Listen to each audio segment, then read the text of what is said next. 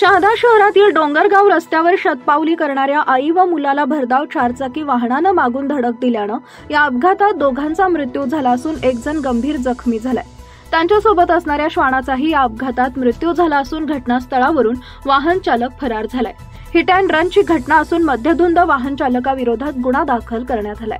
याबाबत वृत्त असे की दिनांक 17 फेब्रुवारी रोजी सोमवारी रात्री 10:30 वाजेच्या सुमारास डोंगरगाव रस्त्यावरील संजय पावभाजी समोर कल्पना गजानन वाघ वय वर्ष 45 व मुलगा आकाश गजानन वाघ वय वर्ष 19 व भाविक वसईकर राहणार द्वारकाधीश नगर शहादा त्यांच्यासोबत असलेला पाळलेला श्वान हे जेवण केल्यानंतर शतपावली करण्यासाठी घराबाहेर निघाले।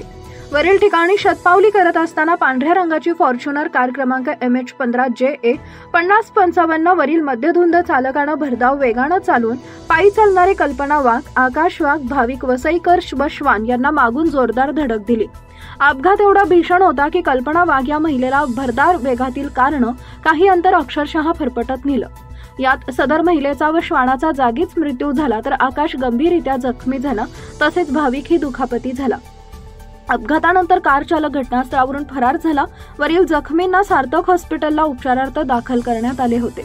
यात कल्पना वाघ या महिलेला डॉक्टरांनी मयत घोषित केलं तर आकाश याची प्रकृती चिंताजनक असल्यानं त्यास पुढील उपचारार्थ धुळे इथं नेत असताना त्याचा रस्त्यातच मृत्यू झाला तर भाविक वसईकर हा जखमी झालाय। या संदर्भात शहादा पोलीस स्टेशनला निलेश गजानन वाघ राहणार शहादा यांनी दिलेल्या फिर्यादीवरून फॉर्च्युनर कार चालकाविरोधात गुन्हा दाखल करण्यात आलाय। पुढील तपास सहाय्यक पोलीस निरीक्षक प्रवीण सोनवणे करत आहेत।